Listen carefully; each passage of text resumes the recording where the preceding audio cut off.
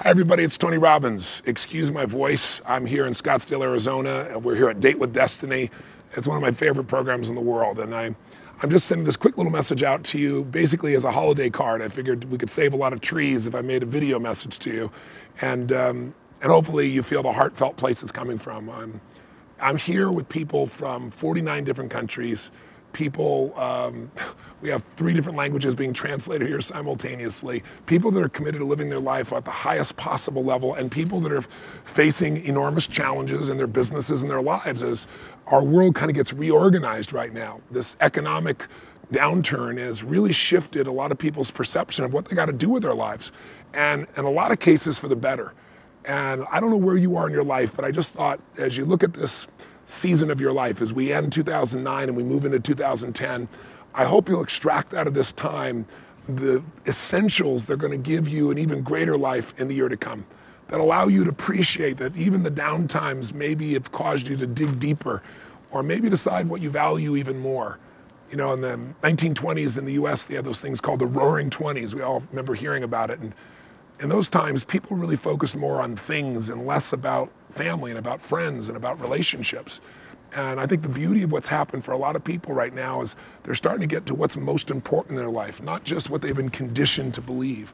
So I hope this year that you take in out of this year and let this year touch you, not kill you, not destroy you, but touch you, make you feel even more, and that you sit down maybe and give yourself a gift this holiday where you sit down and say, what were the most important lessons of this year?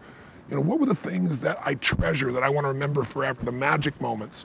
And what were some of the most challenging times? And what have I learned from that? And what can I take from that to make my coming year and this coming new decade, as we move into 2010, it sounds like a science fiction situation for many of us. What do I do to make that even better? And I want you to know that I'll continue. I've been sending out, I know you've seen different videos and clips to try to offer you additional inspiration and insights.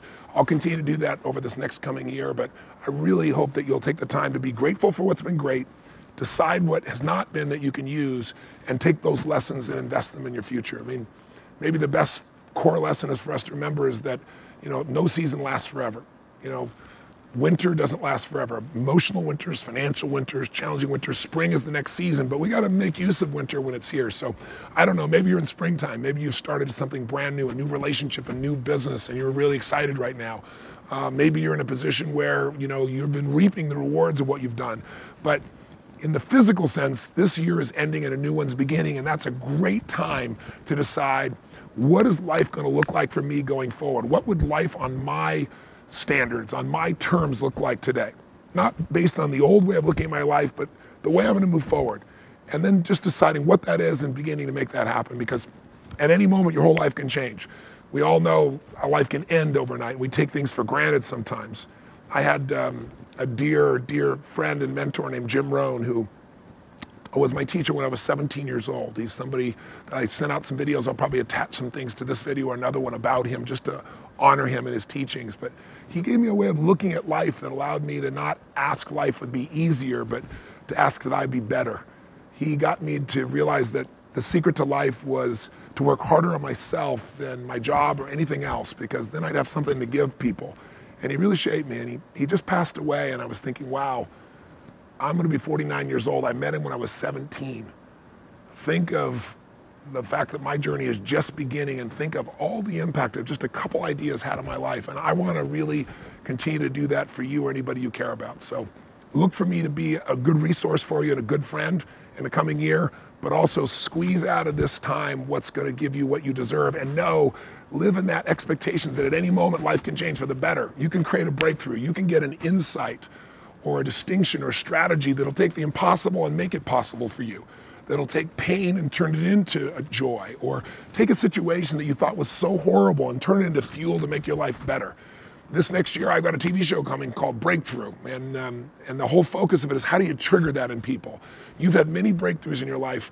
I hope you look at the breakthroughs that are this year, and you'll squeeze the juice out of them and invest them into your family, into your future, into yourself, in a way that has lasting impact. So anyway, I know I must be rambling at this point. I'm a Date with Destiny.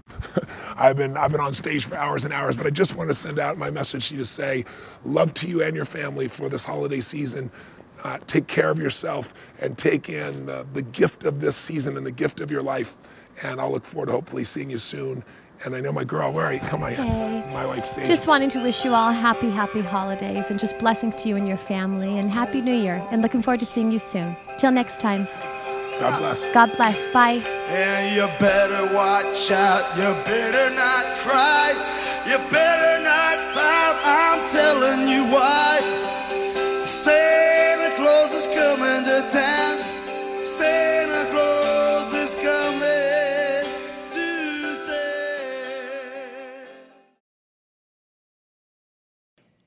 Here was the best promise my mentor ever gave me. He said, Mr. Owen, if you will change, everything will change for you. Wow, I took that to heart. And sure enough, the more I changed for the better, the more I changed from having a poor day to a good day, from lack of discipline to discipline. The more I changed, giving up old habits, acquiring new ones, the more my life changed, my income changed, everything changed. So solving problems, treat them as opportunities to amend errors in judgment. Errors that might bring tears, that might bring sadness, that might bring this cloud for a while. Wow, yes, that's how it was. Yes, that's where I made my mistake. But here now, now is like spring. Now is a new opportunity. And then we describe the now and the opportunity. But here's what's best, is to be able to transport someone into the future with their problems solved, with money in the bank, with their health restored. You can't restore your health overnight, so you've got to take someone into the future.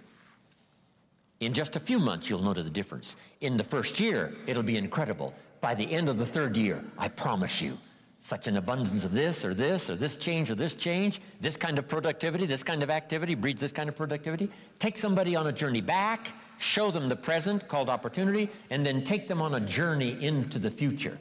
We must do that with our children.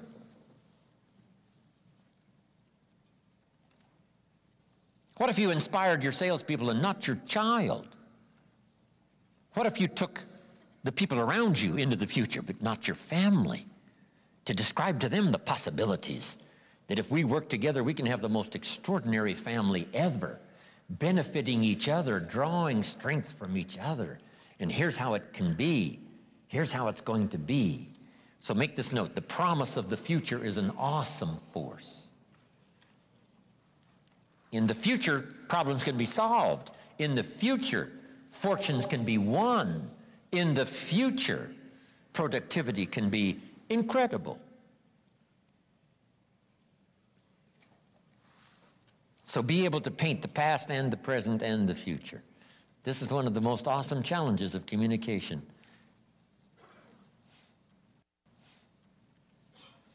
Here's one of the best ways to inspire someone else. Help them to see themselves better than they are. Sometimes we have to help people see themselves as they are. If your child is messed up, you got to say, hey, John, you have messed up. But here's the next clue, parents. Don't leave them in the mess. So they've messed up. How quickly could they turn it around? Almost overnight. What could be the promise of the future if they started walking a new road? Absolutely colossal and unbelievable. So we quickly go from saying, yes, you've messed up, no doubt about that, but here's how quickly you can recover. Now here's the best challenge of all. Let's go do it.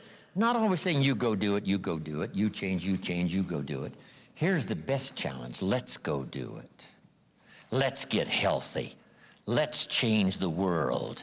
Let's build an enterprise. Let's work on this together. See, I always respond to this. Let's. Sometimes it's hard to lift yourself out. It's hard to be self-inspired at first.